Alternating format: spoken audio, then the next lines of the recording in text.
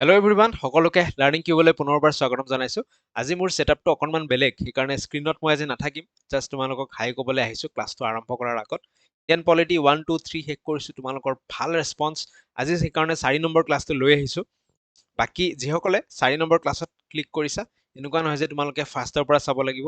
ইয়াৰ পৰাই চাবলৈ আৰম্ভ কৰা, শিকিবলৈ পাৰিবা, বুজি পাবা, কোনো চিন্তাৰ কাৰণ নাই। ঠিক আছে, পাৰফেকশ্যনৰ পিছফালে দৌৰোতে দৌৰোতে কেতিয়াবা আমি বহুত কামবোৰ ডিলে কৰি দিওঁ। আমি যদি পাৰফেক্টলি 1 নম্বৰৰ পৰাই চাম বুলি ভাবো, উল্টা আমাৰ ডিলে হ'ব। 4ত ক্লিক কৰিছা যদি 4ৰ পৰাই চাবলৈ আৰম্ভ কৰা। যি নহওক, বাকী আমি আৰম্ভ কৰিম। গাইডবুকখনৰ কথা কৈ যাওঁ, তাৰপিছত আমি আমাৰ ক্লাছটো আৰম্ভ কৰিবলৈ লৈছো। ঠিক আছে, চ' যিসকলে নতুনকে জইন হৈছে আজি আমাৰ লগত লাৰ্ণিং কিউবত, চ' লাৰ্ণিং কিউবে বিএড এন্ট্ৰেন্সৰ কাৰণে এখন মাষ্টাৰ গাইডবুক পাব্লিছ কৰি উলিয়াইছে। ই বুক আকাৰে তোমালোকে এইখন পাবা অনলি 149 ৰুপিজত। ঠিক আছে, চ' এইখন গাইডবুকখন। বাকী ইয়াত concept, MCQ, previous year question, current affairs গোটেইখিনি পাবা। স্ক্ৰীণত যিটো নাম্বাৰ আহি আছে তাত তোমালোকে হোৱাটছএপ কৰি দিলে এই গাইডবুকখন ল'ব পাৰিবা। ঠিক আছে, বাকী অকণ অভাৰভিউ অলপ দি দিওঁ গাইডবুকখনৰ। এইখন আমাৰ মাষ্টাৰ গাইডবুক দেখিবলৈ পাইছা তোমালোকে স্ক্ৰীণত। ইয়াত গোটেইসমূহ চিলেবাছ কভাৰ্ড আছে, লগতে কণ্টেণ্টটো অলপমান দেখুৱাই যদি দিব বিচাৰো। ঠিক আছে, কণ্টেণ্ট এয়া এডুকেশ্যনৰ content, MCQ, concept, previous year question all included. বেলেগ আৰু চিন্তা কৰিবলগীয়া নাই। Ethics and teaching aptitude, general knowledge, English, numerical ability, reasoning, আৰু লগতে আটাইতকৈ ডিমাণ্ডিং বস্তু যিটো সেয়া হৈছে previous year questions. DU, GU previous year questions included, লগতে তেজপুৰ ইউনিভাৰ্চিটিৰ প্ৰিভিয়াছ ইয়াৰ কুৱেশ্যনছো এই গাইডবুকখনতে ইনক্লুডেড আছে। ঠিক আছে, চ' তোমালোকে ল'ব পাৰিবা। টপ কমেণ্টত, পিন কমেণ্টত লিংক থাকিব বা হোৱাটছএপ নাম্বাৰ দিয়া থাকিব। হোৱাটছএপ কৰিবা, কল কৰিলে হয়তো নাপাব পাৰা, হোৱাটছএপৰ জৰিয়তে এইখন ল'ব পাৰিবা। ঠিক আছে, বাকী আজি আমাৰ ক্লাছ আমি আৰম্ভ কৰিবলৈ লৈছো। চ' ইয়াতে মই তোমালোকক বিদায় দিওঁ, ক্লাছলৈ যাওঁ। স্ক্ৰীণত কণ্টেণ্ট থাকিব, মই নাথাকিম, বেলেগ ক্লাছত যেনেকৈ আছো আজি স্ক্ৰীণত নাথাকো। ছেটআপটোৰ কাৰণে এনজয় কৰা তোমালোকে শেষলৈ, আৰু এটা কমেণ্ট সকলোৱে দি থৈ যাবা যিসকলে চালা। ঠিক আছে, থেংক ইউ, আৰম্ভ কৰিছো।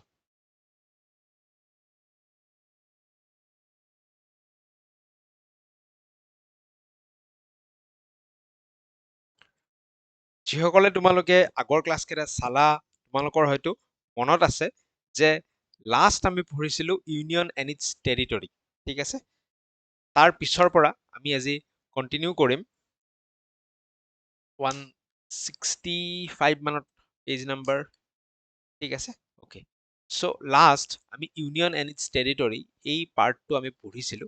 ঠিক আছে, আৰ্টিকল 1ৰ পৰা 4লৈকে পাৰ্ট 1 অফ দ্য কনষ্টিটিউশ্যন। ঠিক আছে, চ' আজিৰ যিটো আমাৰ টপিক হ'ব সেয়া হৈছে constitutional bodies and non constitutional bodies. এতিয়া what is constitutional and non constitutional body? কিছুমান সংস্থা আছে বা কিছুমান অৰ্গেনাইজেশ্যন, কিছুমান অফিচ, সেইবোৰৰ কথা কনষ্টিটিউশ্যনত ডাইৰেক্টলি উল্লেখ আছে। যেনেকে ইলেকশ্যন কমিশ্যন অফ ইণ্ডিয়া, এই সংস্থাটোৰ কথা, এই অফিচটোৰ কথা কনষ্টিটিউশ্যনত আমাৰ সংবিধানখনত মেনশ্যন কৰা আছে। UPSC, এইটোৰ কথা সংবিধানত মেনশ্যন কৰা আছে। এইবোৰ হৈছে কনষ্টিটিউশ্যনেল বডিজ। আৰু নন কনষ্টিটিউশ্যনেল বডিজ বুলি ক'লে যিবোৰ আমাৰ সংবিধানত ডাইৰেক্টলি মেনশ্যন নাই, কিন্তু পৰৱৰ্তী সময়ত কিছুমান এক্ট আনি ফালে, এই যে আমি এক্টসমূহ বিধানসভাত পাছ কৰোঁ, লোকসভাত পাছ কৰোঁ, এই এক্টৰ জৰিয়তে কিছুমান সংস্থা বা বডি বা অফিচ এষ্টাব্লিছ কৰা হৈছিল, প্ৰতিষ্ঠা কৰা হৈছিল, কিন্তু তাহাঁতৰ মেনশ্যন সংবিধানত ডাইৰেক্টলি নাই।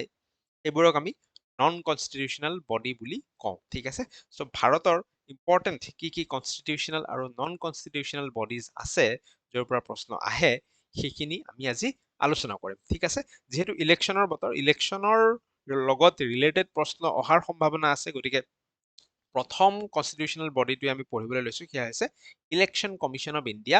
ভেৰি ভেৰি ইম্পৰ্টেণ্ট, সুধিব আমাক কোনটো আৰ্টিকলত ইলেকশ্যন কমিশ্যন অফ ইণ্ডিয়াৰ কথা সংবিধানত উল্লেখ আছে, সেয়া হৈছে আৰ্টিকল 324, মুখস্থ কৰি লোৱা। ঠিক আছে, নেক্সট সুধিব যিজন চিফ ইলেকশ্যন কমিশ্যনাৰ থাকে বা members of the election commission of India. ঠিক আছে, ইলেকশ্যন কমিশ্যনাৰ সকলৰ মেম্বাৰৰ টেনিয়ৰ কিমান বছৰলৈকে, ঠিক আছে, তেওঁলোকৰ টেনিয়ৰ কিমান বছৰলৈকে তেওঁলোকে কি কৰিব পাৰে, তেওঁলোকে এপইণ্টমেণ্ট লাভ কৰে বা তেওঁলোকে নিজৰ কাৰ্যকাল বুলি যিটো আমি কওঁ, কাৰ্যকাল কিমান দিনলৈ। ঠিক আছে, ত' মনত ৰাখিবা ইলেকশ্যন কমিশ্যন অফ ইণ্ডিয়াৰ মেম্বাৰসকলৰ বা ইলেকশ্যন কমিশ্যনাৰ আৰু চিফ ইলেকশ্যন কমিশ্যনাৰৰ কাৰ্যকাল হৈছে 6 বছৰ অৰ 65 years। চ' কিমান 6 years 65 ইয়াৰ্ছ বুলি মনত ৰাখিবা তাৰ অৰ্থটো হৈছে যে জেনেৰেলি 6 বছৰ কিন্তু এই 6 বছৰ কাৰ্যকাল হোৱাৰ আগতে যদি তেওঁলোকৰ 65 বছৰত তেওঁলোকে ভৰি দিয়ে তেতিয়াহ'লে তেওঁলোকৰ ৰিটায়াৰমেণ্ট হৈ যাব আৰু সাৰ্ভ কৰিব নোৱাৰিব ঠিক আছে 6 ইয়াৰ অৰ 65 ইয়াৰ whichever is earlier ক্লিয়াৰ হৈ গৈছে ঠিক আছে নেক্সট আটাইতকৈ ইম্পৰ্টেণ্ট কাৰেণ্ট এফেয়াৰ ৰিলেটেড প্ৰশ্ন সুধিব যে বৰ্তমান ভাৰতৰ যিহেতু ইলেকশ্যনৰ বতৰ চিফ ইলেকশ্যন কমিশ্যনাৰজনৰ নাম কি সেই নামটো মনত ৰাখিবা তোমালোকে নামটো হৈছে জ্ঞানেশ ঠিক আছে গণেশ যেনেকে গণেশৰ পৰা আহিছে জ্ঞানেশ জ্ঞান এইটো গণ নহয় জ্ঞানেশ কুমাৰ ঠিক আছে বৰ্তমান কাৰেণ্ট চিফ ইলেকশ্যন কমিশ্যনাৰজনৰ নাম কি চিইচি গণেশ কুমাৰ ঠিক আছে ইয়াৰ আগৰজনৰ নাম কি আছিল এইটো যদি সুধি দিয়ে আগৰজন আছিল ৰাজীৱ কুমাৰ আৰু অসমৰ পৰা এজন চিফ ইলেকশ্যন কমিশ্যনাৰ এজন আছিল অসমৰ এজন সাৰ্ভ কৰিছিল যেতিয়া তেওঁ আছিল তেওঁৰ বিষয়ে বহুত পৰীক্ষাত প্ৰশ্ন সুধিছে বাট এতিয়াও সুধিব পাৰে যে অসমৰ পৰা যিজন চিফ ইলেকশ্যন কমিশ্যনাৰ আছিল তেওঁৰ নামটো কি আছিল তেওঁৰ নামটো হৈছে হৰিশংকৰ ব্ৰহ্ম মনত ৰাখিবা তেওঁৰ নামটো কি হৰিশংকৰ ব্ৰহ্ম 2015 চন মানত তেওঁ আছিল বৰ্তমান নাই তেওঁ অসমৰ মানুহ হয় আৰু তেওঁ চিফ ইলেকশ্যন কমিশ্যনাৰ হিচাপে সাৰ্ভ কৰিছে বৰ্তমানজনৰ নাম জ্ঞানেশ কুমাৰ ঠিক আছে এই চেন্ট্ৰেলত যি ধৰণে চিফ ইলেকশ্যন কমিশ্যনাৰ থাকে বৰ্তমান যিটো আমাৰ বিধানসভা নিৰ্বাচন হ'ব তাতেও চেন্ট্ৰেলৰ সেই চিফ ইলেকশ্যন কমিশ্যনাৰজনে এই নিৰ্বাচনটো চলাব কিন্তু ষ্টেট ইলেকশ্যন কমিশ্যন এখনো থাকে ষ্টেট ইলেকশ্যন কমিশ্যনৰ কাম হৈছে কি ষ্টেট ইলেকশ্যন কমিশ্যনে পঞ্চায়ত আৰু মিউনিচিপালিটিজৰ ইলেকশ্যনবোৰ চলায় লোকেল গভৰ্ণমেণ্টৰ ইলেকশ্যনবোৰ ঠিক আছে নগৰপালিকা পঞ্চায়ত আমি জানো সেইবোৰ কোনে চলায় ষ্টেট ইলেকশ্যন কমিশ্যনে চলায় ঠিক আছে আমি আগৰ ক্লাছসমূহত আলোচনা কৰিছো পঞ্চায়ত আৰু মিউনিচিপালিটিজৰ কথা সংবিধানত আগতে উল্লেখ নাছিল বা সাংবিধানিক মৰ্যাদা দিয়া নাছিল 73rd আৰু 74th কনষ্টিটিউচনেল এমেণ্ডমেণ্ট 1992ৰ পৰা এই দুটা বস্তু ইনক্লুড কৰা হৈছে বা ইয়াক সাংবিধানিক মৰ্যাদা দিয়া হৈছে আৰু তেতিয়াই ষ্টেট ইলেকশ্যন কমিশ্যনখন এষ্টাব্লিছ কৰা হৈছে বৰ্তমান অসমৰ ষ্টেট ইলেকশ্যন কমিশ্যনাৰজন কোন ষ্টেট চিফ ইলেকশ্যন কমিশ্যনাৰজন কোন বুলি যদি প্ৰশ্ন সোধে ঠিক আছে ষ্টেট চিফ ইলেকশ্যন কমিশ্যনাৰ তেখেত হৈছে ৰঞ্জন শৰ্মা তেখেতৰ নামটো কি Ranjan Sharma retired ACS officer তেখেত হৈছে বৰ্তমান অসমৰ state chief election commissioner so' এইখিনি আছিল ইম্পৰ্টেণ্ট পইণ্ট প্ৰথমটো constitutional body election commission of ইণ্ডিয়াৰ ফালৰ পৰা নেক্সট বডিটোলৈকে আমি আগবাঢ়ো that is our UPSC union public service commission হ'ব UPSCৰ কথা আমি পঢ়িম কি কি ইম্পৰ্টেণ্ট পইণ্ট পৰীক্ষাত সুধিব পাৰে প্ৰথম পইণ্টটো হৈছে যে আৰ্টিকেল কিমানৰ পৰা কিমানলৈকে UPSCৰ আৰ্টিকেল হৈছে 315 পৰা 323 লৈকে ঠিক আছে আগৰটো ইলেকশ্যন কমিশ্যনাৰটো বেছি ইম্পৰ্টেণ্ট এই বছৰৰ কাৰণে সেইকাৰণে আমি আৰু এবাৰ চাই লওঁ কিমান আছিল ইলেকশ্যন কমিশ্যন অফ ইণ্ডিয়াৰ আৰ্টিকেলটো আছিল 324 UPSCৰ কিমান 315 পৰা 323 লৈকে এতিয়া UPSCৰ যিসকল চেয়াৰমেন আছে কোনে নিযুক্তি দিয়ে চ' তেওঁলোকক চেয়াৰমেন হওক বা মেম্বাৰ হওক সকলোকে প্ৰেচিডেণ্ট অফ ইণ্ডিয়াই নিযুক্তি দিয়ে তেওঁলোকৰ টাৰ্ম কিমান কাৰ্যকাল কিমান দিন সেই একে 6 ইয়াৰ্ছ অৰ 65 ইয়াৰ্ছ ঠিক আছে কাৰ্যকাল কিমান 6 বছৰ নতুবা 65 ইয়াৰ্ছ যোনটো নেকি আগত হয় তেওঁলোকে ৰিটায়াৰমেণ্ট লাভ কৰিব ঠিক আছে যি ধৰণে UPSC আছে ইউনিয়ন পাব্লিক ছাৰ্ভিচ কমিশ্যন আছে চেন্ট্ৰেলত গোটেই ভাৰতবৰ্ষৰ কাৰণে একেধৰণে অসমত আছে APSC Assam public service commission বা ষ্টেট পাব্লিক ছাৰ্ভিচ কমিশ্যন এই ষ্টেট পাব্লিক ছাৰ্ভিচ কমিশ্যনৰ ক্ষেত্ৰত আকৌ টেনিয়ৰটো কি হৈ যায় 6 ইয়াৰ্ছ অৰ 62 ইয়াৰ্ছ ঠিক আছে তেওঁলোকৰ 65 নহয় 6 ইয়াৰ্ছ অৰ 62 ইয়াৰ্ছ এইখিনি কথা মনত ৰাখিবলগীয়া ইয়াৰ ভিতৰত প্ৰশ্ন এটাই ৰিপিটেডলি যেটো দেখা যায় সেয়া হৈছে যে UPSCৰ মেম্বাৰ আৰু চেয়াৰমেন সকলক কোনে এপইণ্ট কৰে দ্যাট ইজ প্ৰেচিডেণ্ট অফ ইণ্ডিয়াই এপইণ্ট কৰে মনত থাকিব ইলেকশ্যন কমিশ্যনৰ পিছত নেক্সট যেটো কনষ্টিটিউচনেল বডি এইবাৰৰ কাৰণে important that is our finance commission এই বছৰৰ কাৰণে এইটো পৰীক্ষাসমূহৰ কাৰণে এইটো বেছি ইম্পৰ্টেণ্ট কিহৰ কাৰণে কাৰণটো হৈছে যে 2026ৰ পৰা 16th ফাইনেন্স কমিশ্যনৰ ৰেকমেণ্ডেশ্যনসমূহ ইমপ্লিমেণ্ট হ'বলৈ গৈ আছে বা ইমপ্লিমেণ্ট হ'বলৈ 1 এপ্ৰিলৰ পৰা আৰম্ভ হৈছে সেইকাৰণে ফাইনেন্স কমিশ্যনটো এইবাৰ বেছি ইম্পৰ্টেণ্ট প্ৰত্যেক 5 বছৰৰ মূৰে মূৰে তেওঁলোকে নিজৰ ৰেকমেণ্ডেশ্যন দিয়ে আৰু 26ৰ পৰা এই বছৰৰ পৰা নতুন যিখন finance commission 16th finance commission তেওঁলোকৰ ৰেকমেণ্ডেশ্যনসমূহ চৰকাৰে মানিবলৈ আৰম্ভ কৰিব ঠিক আছে সো ফাইনেন্স কমিশ্যনৰ প্ৰথম প্ৰশ্ন ইম্পৰ্টেণ্ট আৰ্টিকেল কিমান আৰ্টিকেল হৈছে 3 নহয় সৰি 280 মনত আছেনে ইলেকশ্যন কমিশ্যনৰ আৰ্টিকেলটো অলপ আগত 2 মিনিট আগত আমি পঢ়িলো কিমান আছিল সেই আৰ্টিকেলটো আমাৰ আছিল 324 ৰাইট আমি এগেইন ৰিপিট কৰি কৰি পঢ়ি আছো চিফ ইলেকশ্যন কমিশ্যনাৰ ইলেকশ্যনৰ লগত ৰিলেটেড আৰ্টিকেলটো আছিল 324 ঠিক আছে ইউপিএছচিৰ কিমান আছিল 315ৰ পৰা 323 লৈকে আকৌ ফাইনেন্স কমিশ্যন পালো ফাইনেন্স কমিশ্যনৰ আৰ্টিকেলটো কিমান ফাইনেন্স কমিশ্যনৰ আৰ্টিকেলটো হৈছে 280 ঠিক আছে এই ধৰণে আমি মনত ৰাখি ৰাখি যাব লাগিব যি পঢ়িছো তাক এগেইন ৰিপিট কৰি কৰি যাব লাগিব যাতে আমাৰ মনত থাকে finance commission act as a quasi judicial body এটো মনত ৰাখিবা what is quasi judicial body judicial মানে আমি জানো ন তেওঁলোকে কি কৰিব পাৰে কেছ কিছুমান ল'ব পাৰে কেছসমূহৰ ওপৰত জাজমেন্ট দিব পাৰে বা বিচাৰ কৰিব পাৰে ফাইনেন্স কমিশ্যনো ঠিক সেই ধৰণৰ ৰেকমেণ্ডেশ্যনো দিব নিজৰ কাম কাজো কৰিব at the same time quasi judicial body কিছু মানে যদি ফাইনেন্সিয়েল ফ্ৰড কৰে কোনবা চৰকাৰে যদি এই ৰেকমেণ্ডেশ্যনসমূহ ভালকে পালন কৰা নাই বেছি লাগাতকে বেছি লোন লৈছে এনেকুৱা টাইপৰ কিছুমান কাম কৰিছে তো ফাইনেন্স কমিশ্যনে তাত মাত মাতিব পাৰে বিচাৰ কৰিব পাৰে অলপ আগত কলো ফাইনেন্স কমিশ্যনে প্ৰত্যেক 5 বছৰৰ মূৰে মূৰে নিজৰ ৰেকমেণ্ডেশ্যনসমূহ দিয়ে সেই কাৰণে তেওঁলোকৰ কাৰ্যকাল কিমান বছৰৰ কাৰণে হ'ব কাৰ্যকাল হ'ব 5 বছৰৰ কাৰণে প্ৰেসিডেন্টে এপইন্ট কৰে 5 বছৰৰ কাৰণে ঠিক আছে ফাইনেন্স কমিশ্যনাৰ জনক বা বাকি মেম্বাৰছ সকলক ইম্পৰ্টেন্ট প্ৰশ্ন আহিব যে এই বছৰৰ পৰা মই কলো 16 নম্বৰ যিখন ফাইনেন্স কমিশ্যন 16 ফাইনেন্স কমিশ্যনখন ইমপ্লিমেন্ট হ'বলৈ গৈ আছে বা আৰম্ভ হৈছে 1 এপ্ৰিলৰ পৰা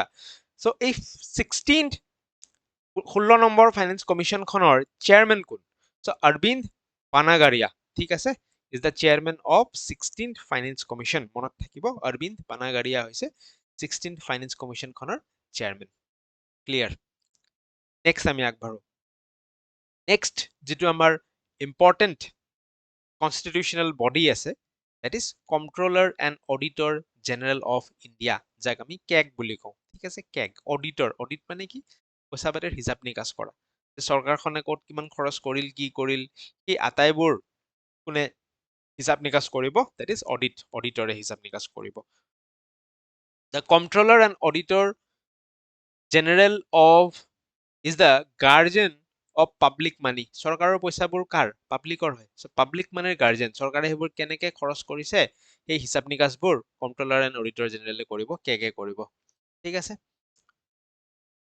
কি কৈছে সেই একেই হয় প্ৰেসিডেন্টে এপইন্ট কৰে controller and auditor general of India article কিমান আৰ্টিকেল হৈছে 148 এতিয়া প্ৰত্যেকটো আৰ্টিকেল মুখস্থ কৰিবই লাগিব বুলি কথা নাই ঠিক আছে যাৰ কেপাসিটি আছে মুখস্থ কৰক যাৰ নাই যিকেইটা ইম্পৰ্টেন্ট মইতো কৈয়ে দিলো যে কোনকেইটা important election related to important তাৰ পিছত মই ক'লো ফাইনেন্স কমিশ্যনটো এবাৰ ইম্পৰ্টেন্ট এই দুটা মনত ৰাখিবা সকলোৱে বাকি যাৰ কেপাসিটি আছে আগৰ পৰা আগৰ দুটা জানা নতুনকে এটা শিকিব বিচাৰিছা তো কেগৰ আৰ্টিকেলটো মনত ৰাখা আৰ্টিকেল 148 ক্লিয়াৰ হৈছে ঠিক আছে নেক্সট আমি আগবাঢ়িছো next is the attorney general of India attorney general জন কোন হয় তেওঁ হৈছে এই যে চৰকাৰৰ যে নিজা এডভোকেট থাকে উকিল থাকে ল অফিচাৰ থাকে চৰকাৰৰ আটাইতকৈ যিজন ডাঙৰ ল অফিচাৰ বা আমি সহজ ভাষাত উকিল বা এডভোকেট বুলি কওঁ ঠিক আছে চৰকাৰৰ যিজন উকিল আটাইতকৈ ডাঙৰ হাইয়েষ্ট পদবীত তেওঁ হৈছে এটৰ্নি জেনাৰেল অফ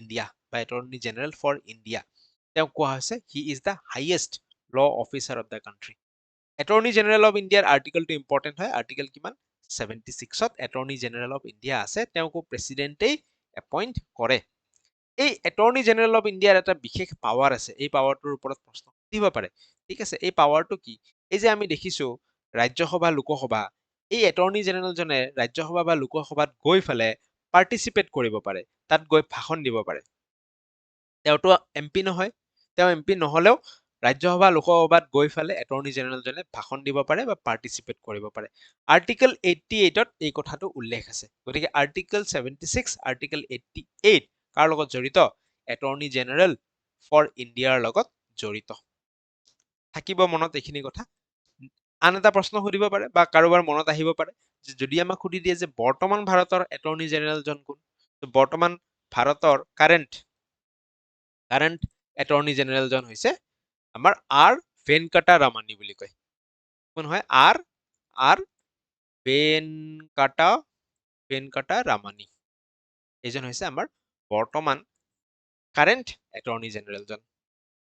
যি ধৰণে চেন্ট্ৰেলত এটৰ্নি জেনেৰেল থাকে, ষ্টেটতো কোনোবা থাকিব ন? ষ্টেট ৰাজ্যখনৰোতো এজন হাইয়েষ্ট ল অফিচাৰ থাকিব। ৰাজ্যৰ যিমান উকিল আছে এজন হাইয়েষ্ট উকিল এজন থাকিব। চ' তেওঁক কোৱা হয় এডভকেট জেনেৰেল অফ ষ্টেট। তেওঁক কি বুলি কয়? যদি গোটেই ইণ্ডিয়াৰ কাৰণে হয় he is the attorney general, আৰু যদি ৰাজ্যখনৰ কাৰণে হয় তেওঁক কোৱা হয় advocate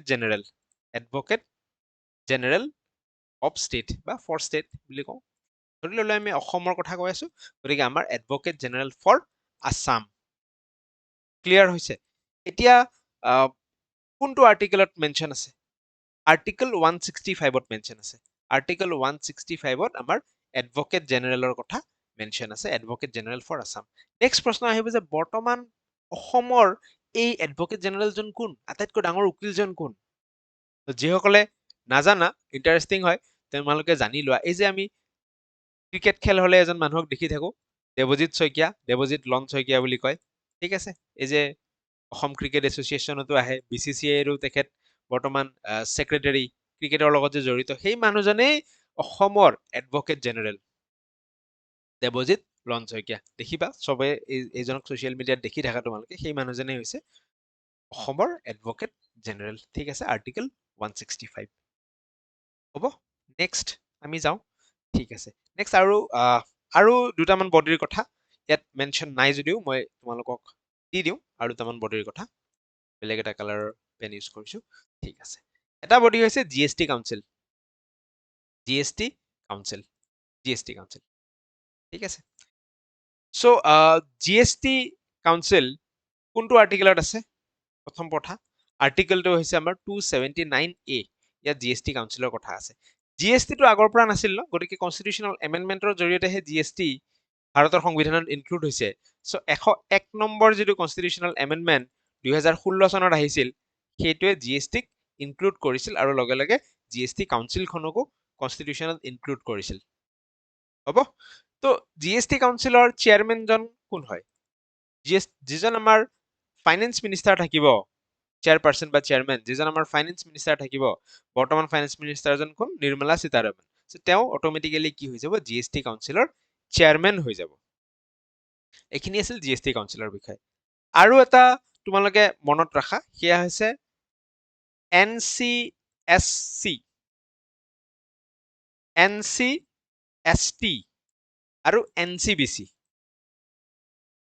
NCBC national commission for backward class, NCST national commission for scheduled tribes. এইটো SC কৰা, প্ৰথমটো SC কৰা। আৰু NCSC ৰবা দেই,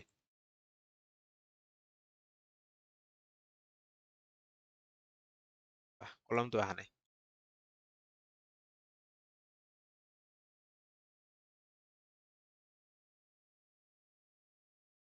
NCSC national commission for scheduled caste, SC, ST জানাই তোমালোকে, আৰু বেকৱাৰ্ড ক্লাছ।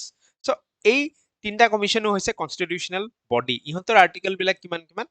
এইটোৰ আৰ্টিকেল হৈছে চেম, মনত ৰাখিবলৈ সহজ, আৰ্টিকেল 338।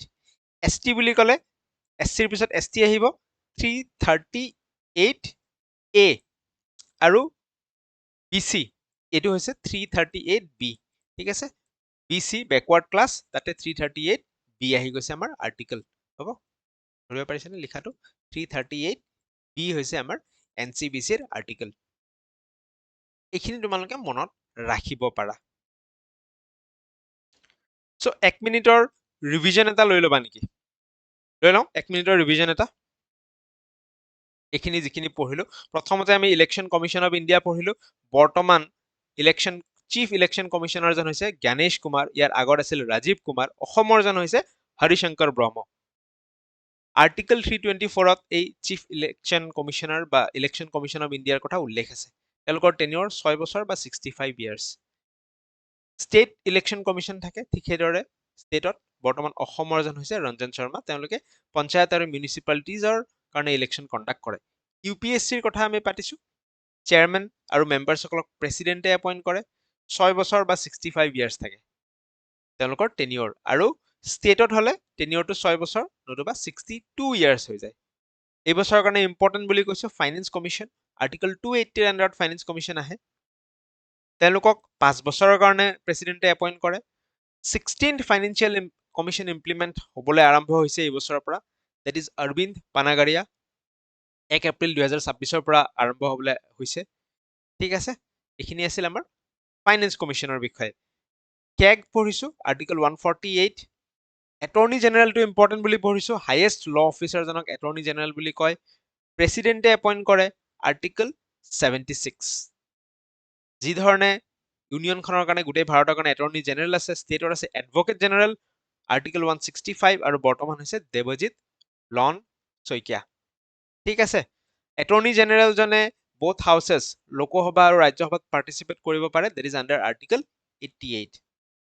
এতিয়া চোৱা, এটা কথা মন কৰা, এটৰ্নি জেনেৰেল বা এডভকেট জেনেৰেলৰ টাৰ্মৰ বিষয়ে কোনো উল্লেখ নাই। চ' তেওঁলোকৰ টাৰ্মটো হৈছে at the pleasure of the president, মানে কি যেতিয়ালৈকে প্ৰেচিডেণ্টৰ ইচ্ছা যাব এটৰ্নি জেনেৰেলক এটৰ্নি জেনেৰেল কৰি ৰাখিব। ঠিক সেইদৰে এডভকেট জেনেৰেলৰ কাৰণে কি হ'ব, যেতিয়ালৈকে গভৰ্ণৰজনে বিচাৰিব যে দেৱজিৎ লন শইকীয়া আমাৰ গভৰ্ণৰ হৈ থাকক, তেতিয়ালৈকে তেওঁক ৰাখিব। চ' তেওঁলোকৰ কোনো ফিক্সড টাৰ্ম নাই। এতিয়া গভৰ্ণৰে বিচাৰা মানে কি, বা প্ৰেচিডেণ্টে বিচাৰা মানে কি, প্ৰেচিডেণ্টে বিচাৰা মানে কাউন্সিল অফ মিনিষ্টাৰ্ছে বিচাৰে। প্ৰেচিডেণ্টে নিজৰ ডিচিশ্যন খুব কমকেহে লয়, কাউন্সিল অফ মিনিষ্টাৰ্ছসকলে যিটো ডিচিশ্যন দিয়ে প্ৰেচিডেণ্টে সেইটো চাইন মাৰে। ঠিক সেইদৰে গভৰ্ণৰ জেনেৰেলে at the pleasure of governor জেনেৰেলে যিমান দিন বিচাৰিব তেখেত এডভকেট জেনেৰেল হৈ থাকিব, তাৰ মিনিংটো কি, কাউন্সিল অফ মিনিষ্টাৰ্ছ, অসমত যিসকল মিনিষ্টাৰ্ছ আছে তেওঁলোকে বা মিনিষ্টাৰৰ মুৰব্বী আছে তেওঁলোকে বিচাৰালৈকে এই মানুহজন এডভকেট জেনেৰেল হৈ থাকিব, তাৰ কোনো ফিক্সড টাৰ্ম নাই। আৰু আমি পঢ়িছোঁ এটৰ্নি জেনেৰেল বৰ্তমান ভাৰতত কোন আছে, আৰ ভেংকটৰামন। আৰু দুটামান আমি পঢ়ি দিলোঁ এক্সট্ৰাকে, সেয়া হৈছে আমাৰ GST council 101, 101 number constitutional amendment 2016ৰ পৰা GST কাউন্সিল আহিছে, আগত নাছিল, চেয়াৰমেন হৈছে ফাইনেন্স মিনিষ্টাৰ। আৰু তিনিটা পঢ়িলোঁ NCSC, NCST, NCBC টো বেছিকৈ নিউজত থাকে, তাহাঁতৰ আৰ্টিকেলটো হৈছে article 338, B for backward, B for B, that is NCBCৰ আৰ্টিকেলটো কিমান হয় 338B, আৰু ST হ'লে A, SC হ'লে একো নাই, দ্যাটছ ইট। চ' এইখিনি আছিল আমাৰ কনষ্টিটিউচনেল বডি। নেক্সট আমি মুভ কৰিম নন কনষ্টিটিউচনেল বডিজৰ ফালে। চোৱা, এতিয়া নন কনষ্টিটিউচনেল বডি কি হয়, যোনবোৰ বডিৰ কথা কনষ্টিটিউচনত ডাইৰেক্টলি মেনশ্যন নাই, কিন্তু কিবা নহয় কিবা এখন এক্ট এখন আনি ফালে আমি লেজিছলেশ্যন এখন আনি সেই বডিটোক আমি এটা মৰ্যাদা এটা দিছো, কিন্তু সংবিধানত ডাইৰেক্টলি তাহাঁতৰ কোনো মেনশ্যন নাই। These are non constitutional bodies. যেনেকে আমি যদি কওঁ CBI, ঠিক আছে, উদাহৰণ হিচাপে ল'ব পাৰো আমি কেইটামান। CBI আমাৰ এষ্টাব্লিছ কৰা হৈছিল 1963। চ' CBIৰ কথা কনষ্টিটিউচনত ডাইৰেক্টলি মেনশ্যন নাই। এখন ওপৰত প্ৰশ্ন আহিছে, অসমত হয়তো এই প্ৰশ্নটো নাহিব, বাট SSCত প্ৰশ্নটো আহিছে যে এখন এক্ট এখন আছিল, Delhi special police establishment act 1946, ঠিক আছে, Delhi special police establishment act 1946ত এই এক্টখন আহিছিল। এই এক্টখনৰ জৰিয়তে CBI 1963ত আমাৰ কি কৰা হ'ল, এষ্টাব্লিছ কৰা হ'ল। So' this is a non constitutional body. আৰু এটা নন কনষ্টিটিউচনেল বডি জানি থোৱা, এইটোৰ পৰা প্ৰশ্ন আহিব পাৰে, নেশ্যনেল হিউমেন ৰাইটছ কমিশ্যন, এইটো আহি থাকে, চলি থাকে নিউজত। নেশ্যনেল হিউমেন ৰাইটছ কমিশ্যন কেতিয়া এষ্টাব্লিছ কৰা হৈছিল, 1993ত এষ্টাব্লিছ কৰা হৈছিল। ঠিক সেইদৰে চেন্ট্ৰেল ভিজিলেন্স কমিশ্যন হৈ গ'ল, চেন্ট্ৰেল ইনফৰমেশ্যন কমিশ্যন হৈ গ'ল, নেশ্যনেল কমিশ্যন ফৰ ওমেন হৈ গ'ল, এই আটাইবোৰ হৈছে নন কনষ্টিটিউচনেল বডিজ। আৰু এটা তোমালোকে শুনি থাকা NGT, নেশ্যনেল গ্ৰীণ ট্ৰিবিউনেলছ, অমুকত বিল্ডিং চিল্ডিং ভাঙি দিয়ে, অমুক কিবা কৰে, কিবা এটা এনভাইৰনমেণ্ট ৰিলেটেড সদায় মাত মাতে। দিছ ইজ 2010ত এষ্টাব্লিছ কৰা হৈছিল, এইটোও হৈছে non constitutional body. UGC, university grants কমিশ্যনৰ কথা তোমালোকে জানা, 1953ত এষ্টাব্লিছ হৈছিল, বাট যেতিয়া এক্টখন একচুৱেলি 1956ত পাছ হৈছিল, ঠিক আছে, UGC এক্টখন। ত' এক্টখন কেতিয়া পাছ হৈছে, 1956। চ' দুইটা কথাই জানি থবা। 56ত তাক মৰ্যাদাটো দিয়া হৈছিল, বাট একচুৱেলি 1953তে এষ্টাব্লিছ হ'ল। সিও এটা কি হ'ব, নন কনষ্টিটিউচনেল বডিজ, কাৰণ ইউজিচিৰ কথা ডাইৰেক্টলি মেনশ্যন সংবিধানত নাই। বুজি পালো আমি নন কনষ্টিটিউচনেল বডি। যোনকেইটা পইণ্ট ইম্পৰ্টেণ্ট হয়, মনত ৰাখিব লাগে চনসমূহ, সেইসমূহো মই ইনক্লুড কৰি দিলো। ডিটেইলছত আমি এতিয়া এটা নন কনষ্টিটিউচনেল বডি পঢ়িম, that is an important non constitutional body, that is নীতি আয়োগ। ঠিক আছে, নীতি আয়োগ। নীতি আয়োগৰ ফুল ফৰ্মটো কি হয়? National institution for transforming India. মনত ৰাখিবা, নীতি আয়োগৰ full form national institution for transforming India. হ'ব। চ' নীতি আয়োগৰ দৰে অসমত এটা সংস্থা আছে চিটা। তোমালোকে এই চিটাৰ ফুল ফৰ্মটো কমেণ্টত লিখি থৈ যাবা, যোনে যোনে জানা। ঠিক আছে, চিটা। যি নহওক, বেক টু নীতি আয়োগ। নীতি আয়োগ কেতিয়া এষ্টাব্লিছ হৈছিল? জানুৱাৰী 1, 2015ৰ পৰা নীতি আয়োগ আৰম্ভ হৈছিল। আগতে কি আছিল? আমাৰ 5 ইয়াৰ প্লেন আছিল, প্লেনিং কমিশ্যন এখন আছিল। প্লেনিং কমিশ্যনে 5 ইয়াৰ প্লেন দিছিল। সেই 5 ইয়াৰ পঞ্চবৰ্ষীয় যিটো যোজনা সেয়া দিছিল। তাক ৰিপ্লেচ কৰি পেলাই আজিকালি তাৰ জেগাত আহিছে নীতি আয়োগ। ফাইনেন্স কমিশ্যন বেলেগ, প্লেনিং কমিশ্যন বেলেগ। ফাইনেন্স কমিশ্যনখন ৰিপ্লেচ কৰা নাই, ফাইনেন্স কমিশ্যনখন এতিয়াও আছে, বাট যিখন প্লেনিং কমিশ্যন আছিল তাহাকহে ৰিপ্লেচ কৰিছে কোনে? নীতি আয়োগে। ক্লিয়াৰ হৈছে? চ' নীতি আয়োগক কোৱা হয় যে প্ৰিমিয়াৰ পলিচি থিংক টেংক, যোনে ভাবে যে ভাৰতৰ পলিচিবোৰ কেনেকুৱা হ'ব লাগে, এটা ৰোডমেপ এটা ডিজাইন কৰে, তাৰ ওপৰত চৰকাৰে সেই পলিচিসমূহ ইমপ্লিমেণ্ট কৰে বা নতুন নতুন নিয়ম কানুন ওলাই, এক্ট ওলাই পেলাই ইমপ্লিমেণ্ট কৰাত সহায় কৰে। This is an important point. Prime minister of India is ex officio chairman of Niti Aayog. X officio chairman কি? যিজন প্ৰাইম মিনিষ্টাৰ হ'ব তেওঁ নিজে নিজে নীতি আয়োগৰো চেয়াৰমেন হ'ব। এক্স অফিচিঅ, নিজে নিজে হোৱা। চ' নীতি আয়োগৰ চেয়াৰমেন কোন? প্ৰাইম মিনিষ্টাৰ অফ ইণ্ডিয়া, বৰ্তমান নৰেন্দ্ৰ মোদী। হৈছে? তাৰ পিছত এই নীতি আয়োগৰ যিখন গভৰ্ণিং কাউন্সিল থাকিব, তাত গোটেই কেইখন ষ্টেটৰ চিফ মিনিষ্টাৰসকল থাকিব, আৰু ইউনিয়ন টেৰিটৰিজৰো চিফ মিনিষ্টাৰসকল থাকিব। ঠিক আছে, and lieutenant governor of union territories. So' কিছুমান ইউনিয়ন টেৰিটৰিজৰ গভৰ্ণৰ থাকে, যেনেকে লক্ষাদ্বীপ, তাহাঁতৰ চিফ মিনিষ্টাৰ নাথাকে। য'ৰ চিফ মিনিষ্টাৰ আছে, এতিয়া দিল্লী, পুডুচেৰী, এইবিলাকৰ চিফ মিনিষ্টাৰ আছে, মানে ষ্টেটৰ হেডজনৰ কথা কোৱা হৈছে, বা ইউনিয়ন টেৰিটৰিজৰ হেডজনৰ কথা কোৱা। সকলো ষ্টেটৰ চিফ মিনিষ্টাৰ থাকিব গভৰ্ণিং কাউন্সিলত। প্ৰশ্ন আহিছে ইয়াৰ পৰা, সেইকাৰণে মই সুধি আছো। লগত কোন থাকিব? ইউনিয়ন টেৰিটৰিজবিলাকৰ লেফটেনেণ্ট গভৰ্ণৰ থাকক, বা যদি চিফ মিনিষ্টাৰ আছে তেতিয়াহ'লে চিফ মিনিষ্টাৰ, যিজন হেড হয় তেওঁ নীতি আয়োগৰ গভৰ্ণিং কাউন্সিলত থাকিব, আৰু প্ৰাইম মিনিষ্টাৰজন চেয়াৰমেন হ'ব। এইখিনি কথাটো আমি গম পালো। প্ৰাইম মিনিষ্টাৰ যদি চেয়াৰমেন, নেক্সটজন কোন হ'ব? নেক্সটজনটো ভাইচ চেয়াৰমেন। চ' ভাইচ চেয়াৰমেনৰ কথা সুধিব পাৰে। হ'ব, ভাইচ চেয়াৰমেনজনক, নীতি আয়োগৰ ভাইচ চেয়াৰমেনক কোনে এপইণ্ট কৰে? প্ৰাইম মিনিষ্টাৰে এপইণ্ট কৰে। ইম্পৰ্টেণ্ট পইণ্ট টু নোট, কাৰণ অপশ্যনতো থাকিব যে নীতি আয়োগৰ ভাইচ চেয়াৰমেনক প্ৰেচিডেণ্টে এপইণ্ট কৰে নেকি? প্ৰেচিডেণ্টে নকৰে, কোনে কৰে? প্ৰাইম মিনিষ্টাৰে কৰে। বাট ইয়াৰ আগত যিকেইটা আমি কনষ্টিটিউচনেল বডিজ দেখিলো, তাত অলমষ্ট গোটেইকেইটাতে কি দেখিছো? যে প্ৰেচিডেণ্টে এপইণ্ট কৰা দেখিছো। হাউএভাৰ ইয়াত নীতি আয়োগৰ ক্ষেত্ৰত প্ৰাইম মিনিষ্টাৰে এপইণ্ট কৰে ভাইচ চেয়াৰমেনজনক। সুধিব পাৰে ভাইচ চেয়াৰমেন বৰ্তমান কোন আৰু প্ৰথমজন কোন? The vice chairman of নীতি আয়োগ, ফাৰ্ষ্ট ভাইচ চেয়াৰমেন, প্ৰথমজন হৈছে অৰবিন্দ পানাগাৰিয়া। এই অৰবিন্দ পানাগাৰিয়াৰ নাম আমি আজি আৰু এটা জেগাত পালো। ক'ত পালো? এই যিখন 16th ফাইনেন্স কমিশ্যন, বৰ্তমান চলি থকা ফাইনেন্স কমিশ্যনখনৰ চেয়াৰমেন অৰবিন্দ পানাগাৰিয়া।